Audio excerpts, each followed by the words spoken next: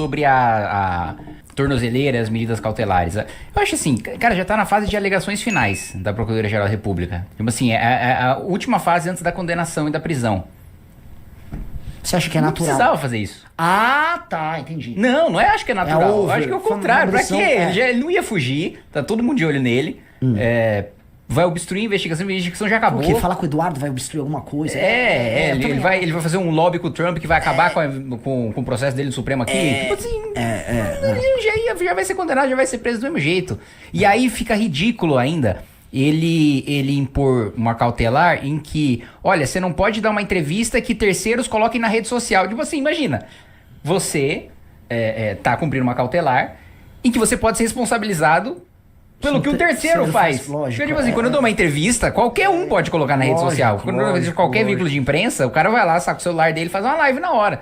Ou o próprio veículo de imprensa coloca na rede social. Vamos supor, eu dou uma entrevista pra Jovem Pan. Aí a Jovem Pan coloca no YouTube e eu sou preso. É óbvio. Deixa eu te assim, falar, tem uma coisa que o Paulo Figueiredo falou, quando ele soltou esse tweet, aí eu comentei aqui na live, vou jogar pra você também. Ele falou o seguinte: o meu planejamento nessa coisa do Trump e tal envolve duas premissas. A premissa 1 é que o Lula sempre vai fazer cagada e sempre vai errar. E a premissa número 2 é que o Alexandre sempre dobra a aposta. E de fato, assim, essas ações todas levaram o Alexandre a dobrar a aposta. E o Alexandre dobrou.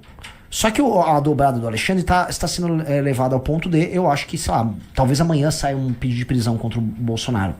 Eu não duvido. Hoje não, porque o advogado dele foi chamado a se manifestar em 24 horas no processo. Não, mas as 24 horas acho que acabam, né, 11 horas da noite, não é? De hoje. Pode ser que hoje mesmo o Alexandre fale, não gostei das explicações, prisão preventiva. Pode ser que você esteja ao vivo e o Bolsonaro seja preso preventivamente. Eu acho que no conjunto da obra, primeiro, o Trump deu um puta de um presente pro Lula, porque o Lula tava morto, tava enfraquecido. Você acha que o Lula tá... Em Brasília, seus colegas acham que o Lula tá crescendo com isso? Acho que tanto os bolsonaristas como os petistas, tipo assim, os petistas falam, graças a Deus que isso aconteceu porque a gente tava na merda. E os bolsonaristas falam, puta que pariu, que cagada. Porque pela primeira vez, os bolsonaristas estão sentindo que o discurso de que a sanção ela é a única solução, é uma coisa maravilhosa para travar os abusos do Supremo, cola no núcleo deles, mas que pro público em geral não cola. O público em geral, o eleitor que não está engajado em política, aquela pessoa que acompanha por cima, não tem essa percepção de que, precisamos de uma sanção econômica contra o país inteiro e uma tarifa. E outra coisa, as pessoas também não entendem direito a natureza da tarifa. Elas acham que o imposto vai aumentar aqui.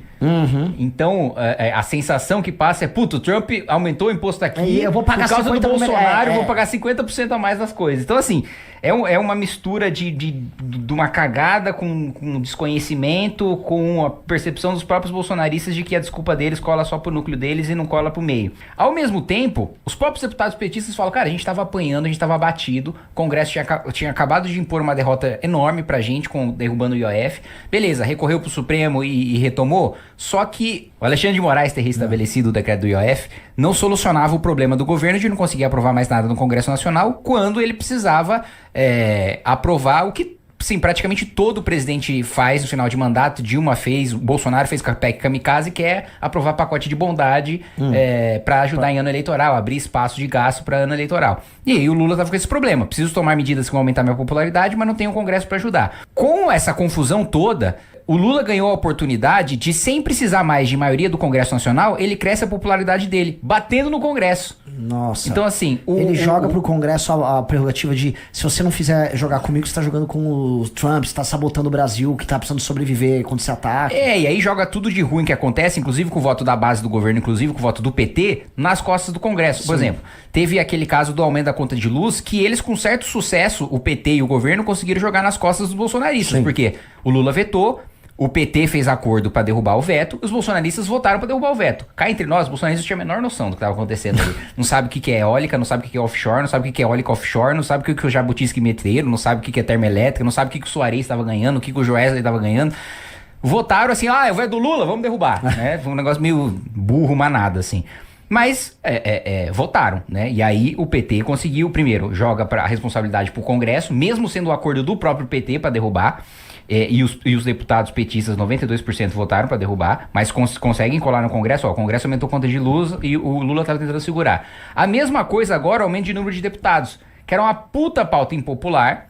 Boa parte dos petistas votaram a favor, mas traria um desgaste grande. O Lula estava sem opção, porque se ele veta, né, o Congresso Nacional fica puto e o problema dele, que já era grande, ficaria ainda maior. Se ele sanciona, ele fica com o ônus de sancionar uma medida impopular. Agora ele não precisa mais, Congresso. Sim. Agora ele veta, mesmo com o PT votando a favor, ele se faz de desentendido. Ó, tá vendo? Ó, o Congresso malvado queria aumentar o número de deputados, eu sou o Lula virtuoso, vetei, impedi essa catástrofe pro Brasil e agora tá tudo solucionado. Então, assim, eles encontraram a tarifa do Trump e a postura do Eduardo Bolsonaro, e assim, dentro do próprio campo bolsonarista também é um rebosteio, porque todo mundo sabe que o Tarcísio só é candidato a presidente se ele tiver o endosso do Bolsonaro.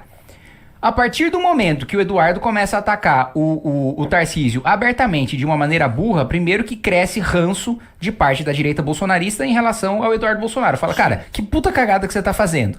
De outro lado, outra parte da direita bolsonarista fica com raiva do Tarcísio. Fala, ó, finalmente o Trump tá agindo contra o Supremo Tribunal Federal e você tá aí querendo negociar pensando em coisas econômicas que pouco importam. E as duas coisas corroem a candidatura do Tarcísio. As duas são ruins pro Tarcísio. As duas são ruins, exatamente. Porque um sintoma, o Zema vai lançar candidatura em agosto.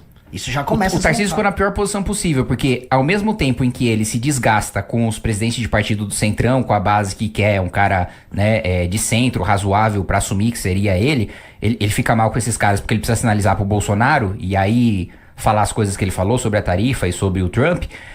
Por outro lado, ele também se queima com o Eduardo e com o bolsonarismo núcleo duro ali, a la Carluxo, a la Eduardo, fazendo a negociação paralela, né? Porque o estado de São Paulo é o estado que mais perde com o tarifaço. Então, assim, pro governo Lula isso é um presente. Porque, assim, inviabiliza a candidatura do favorito. Do favorito que... Tirando o candidato à missão. Que os petistas tinham receio de se formar, né? Aquela grande coligação que... Pô, imagina... O Tarcísio entra com PP, PL, União, Republicanos, com Podemos, com o PSDB, imagina, e arrastava todo mundo, já devendo um puta de um boleto antes de assumir, né? Porque assim, uma coisa é você se eleger com dois partidos, uma boa coligação, mas uma coligação, né, que não são absolutamente todos os partidos, com exceção daqueles que estão dos poucos que estão com o seu adversário, e aí você manda um projeto de lei pro Congresso Nacional e queima capital político saindo fortalecido da eleição. Isso é um cenário. O outro cenário é você já entra presidente da República devendo ministérios, cargos e emendas por causa da coligação que fizeram com a eleição, sem você nem precisar mandar um projeto. Você já queimou a maior parte do seu capital político antes mesmo de você assumir. Sim. Que é o caso, enfim. Sim. E o que eu sinto, assim, o Lula ganhou uma outra coisa que é muito, pra ele, boa, porque independente de qualquer coisa, se a economia é formal, ele já tem uma desculpa. É o Trump. E é o Trump por causa dos Bolsonaro. Essa desculpa pra ele, pra uma crise, pra uma desaceleração econômica que tá rolando agora, ela encaixa qualquer dano que o brasileiro sentir no inimigo. E ele, como alguém que está lutando, deixou de ficar até a ideia do o Haddad, o projeto errado, o arcabouço que não funciona, tal. Não. Cara, os americanos estão atrapalhando você. E ainda pode acontecer o que seria para o Lula, vamos dizer, a tempestade perfeita, no sentido positivo para ele, né? Ainda da carne não ser exportada e cair no mercado nacional e a galera comer mais carne. Isso, exato. Aí fala, e a picanha ainda apareceu. Cara, quando a gente fez a primeira live, no dia que o Trump veio com o papo de aplicar tarifa, falei, cara, uma das hipóteses é acontecer isso. Imagina a seguinte hipótese. Acontece isso, depois de um longo e tenebroso inverno, o Lula se acerta com o Trump tira o pé no papo de briga com o Brasil, porque se o Trump vence e divulga pro mercado dele e também dá um chute na canela da China essa disputa, ele meio que vai falar, Bolsonaro, obrigado, agora eu não vou me arrumar tantas brigas. O Trump ele odiava o Zelensky no começo, odiava em termos bem retóricos, sim. E hoje ele mandou a arma e tava lá, ele amava o Putin, hoje ele tá querendo sancionar o Lula. 12 patriotas lá pra...